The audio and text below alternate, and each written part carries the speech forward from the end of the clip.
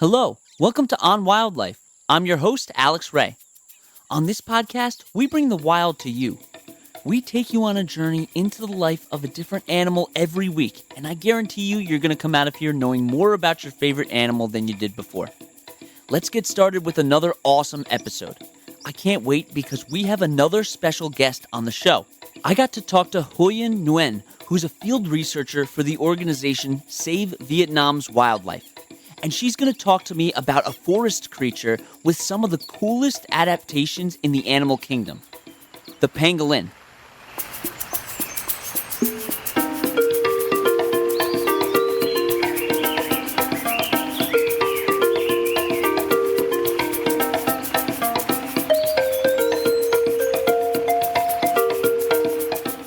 You may not have heard of pangolins before because not many people talk about them, but they look very similar to armadillos.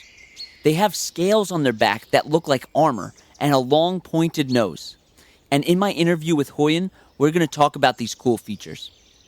There are 8 different species of pangolins, and they can be found in the forests of Africa and Asia. Some of them spend a lot of their time on the ground, but other species live in trees. And they have something called a prehensile tail, which is a tail that helps them grasp onto things. And this basically assists them when they're climbing trees.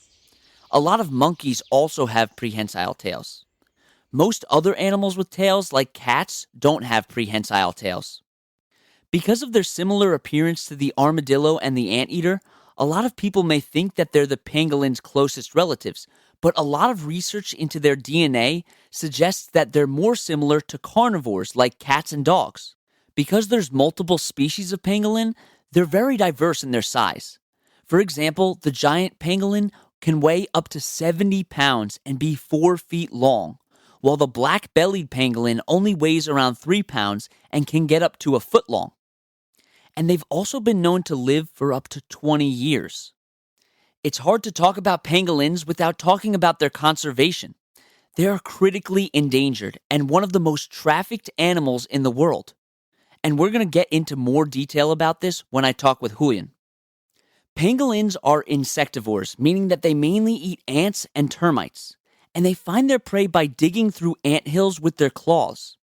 But one strange thing about them is that they don't have any teeth.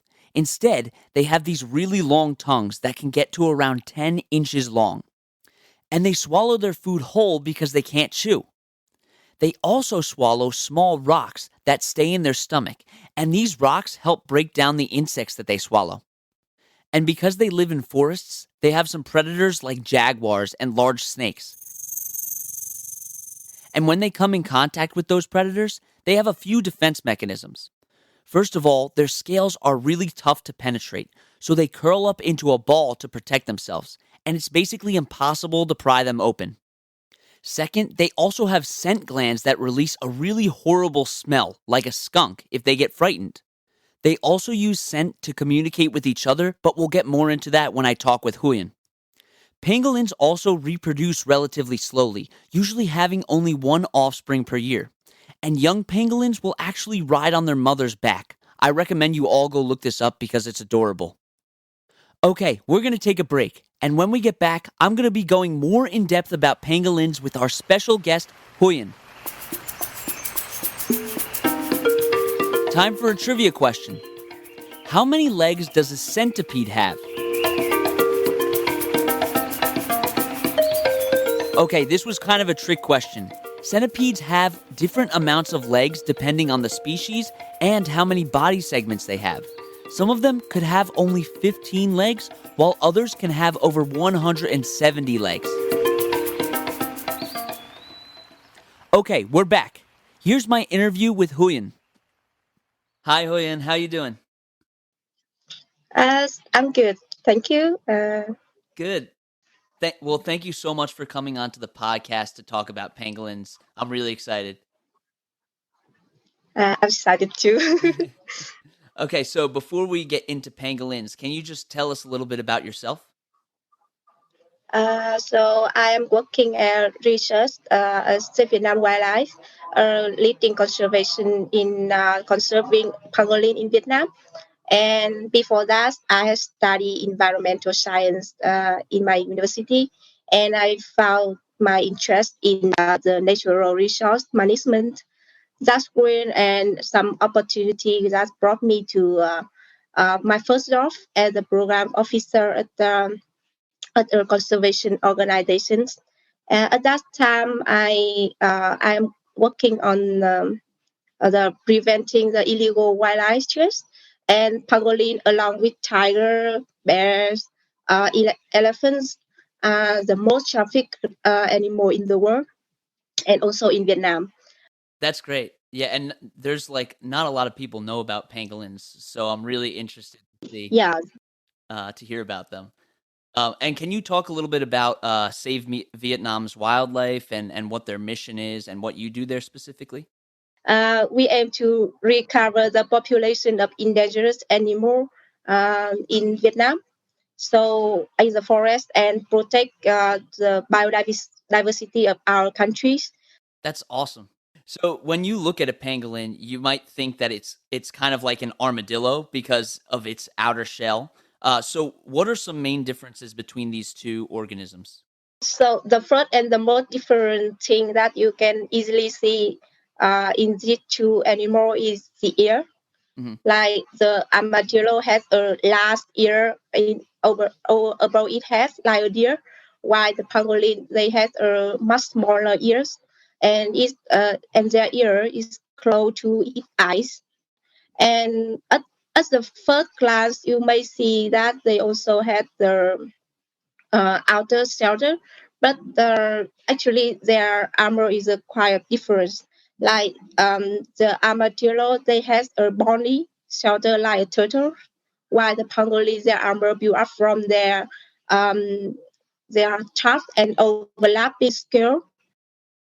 Oh wow, so armadillo armor is kind of one big bony shell while pangolins have overlapping scales. And pangolins have a really long snout, so does that mean that they have a good sense of smell? And do they have any other senses? Actually, pangolin had a poor eyesight and hearing. Uh, they ha- uh, they rely much on their olfactory sense. Just a side note that olfactory means a sense of smell. And uh, that they use that excellent sense of smell to forest and to get away from dangers. And when they are moving, they often make a stop to smell and to orient their location. Oh, Yes, that's so and funny. yeah, so being more nocturnal, so pangolin were often dressed in their parole and in the dance during the day, and then be more active in the night. And because in the night time when it's dark, their poor vision cannot be a limitation. Why their acute olfactory sense can become more effective to forest their prey. That's really cool. So they don't really need their eyesight because they mostly go out during the night, anyways. Are they more solitary animals, or do they live in groups? And how do they communicate with each other? Pangolin are solitary animals. They have their own home range, and pangolin are silent animal.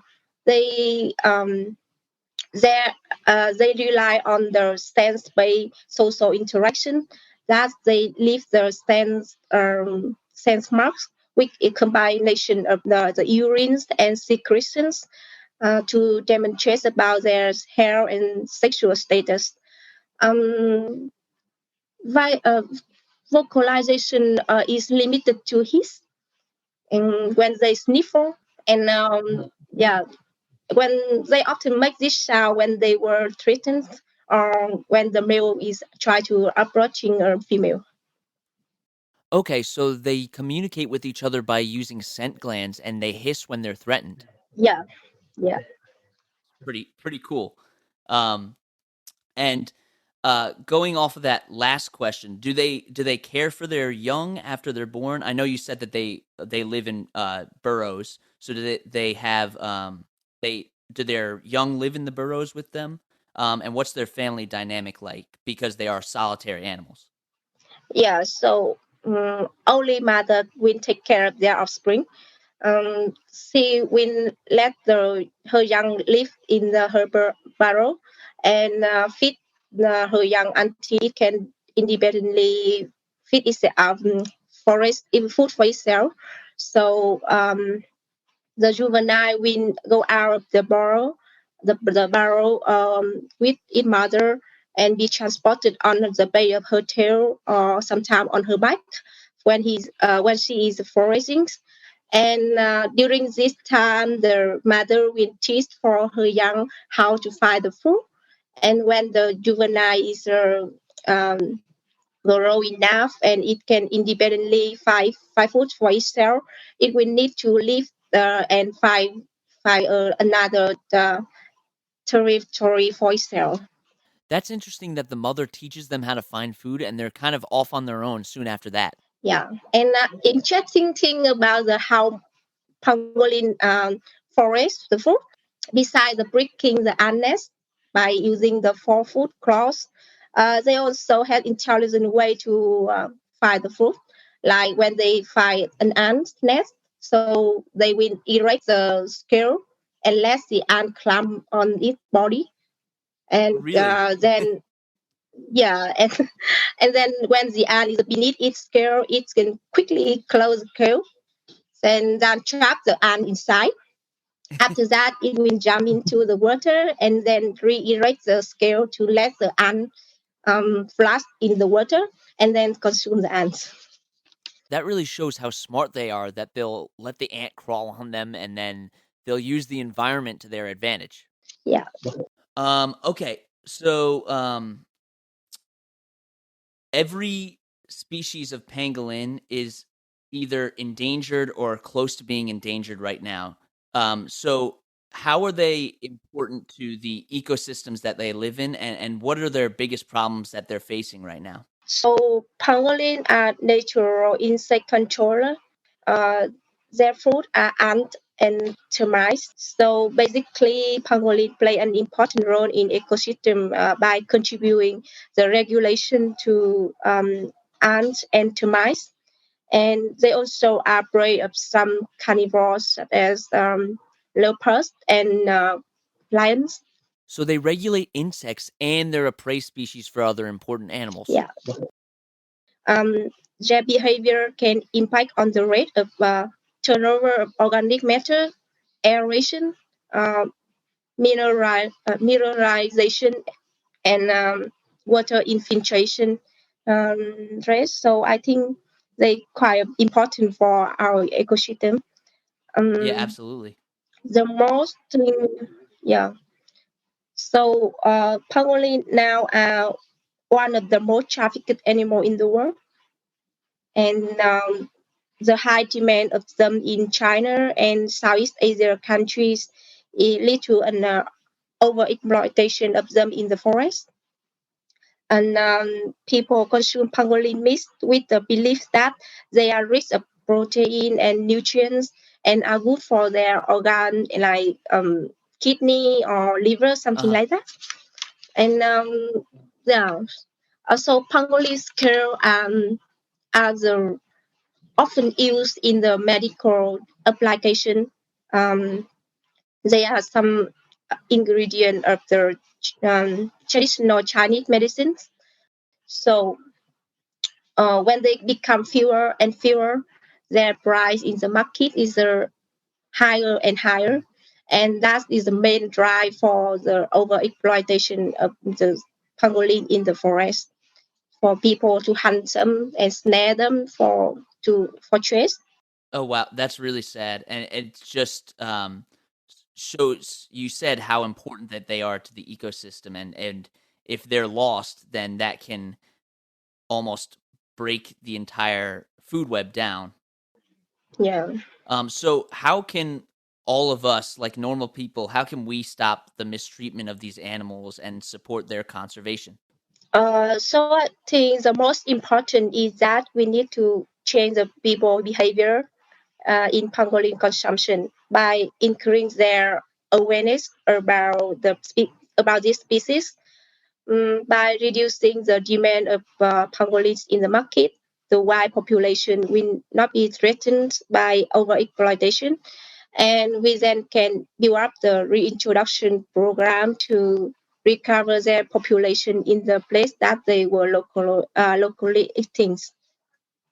Yeah, I think the best way is to change the people behavior. Yeah, absolutely. And I think the first step is educating people on these animals and how important they are. Yeah, Yeah, and before you go, where can we find more information about Save Vietnam's wildlife? yes, because though every year we rescue thousands of animals, including hundreds of pangolins. We had a rescue center with experienced vets and keepers to take care of rescue animals, make sure that they are at good conditions to be released to the wild. And we also had education and community outreach team to increase people awareness of wildlife and change their behavior on wildlife consumption. We will do our best to stop wildlife in Vietnam from the extinctions. So that's all the activity that we try to do to, conserve the wildlife in Vietnam. That's really great. You guys are doing such amazing work and important work that needs to be done. Yeah, thank you. Well, thank you again. I really learned so much about pangolins and their conservation. Thank you for inviting me to for the interview, and your work is so interesting and also important for introduce the rare animal to people because not many people will know about some of the animal like pangolin. Yeah, absolutely. Yeah. Well, thank you. Thank you. That was such a cool interview. It's so upsetting that these pangolins are at such great risk of becoming extinct because of what people are doing to them. They really need all the help they can get. So if you want to help out pangolins, you should absolutely check out Save Vietnam's Wildlife. There are also some other places that you can look into if you want to help pangolins, such as Save the Pangolins, the Pangolin Crisis Fund, and the Pangolin Specialist Group. Thank you so much for coming on this adventure with me as we explored the world of the pangolin. You can find the sources that we used for this podcast and links to organizations that we reference at www.onwildlife.org. Don't forget to tune in next Wednesday to learn about a new animal. And that's On Wildlife.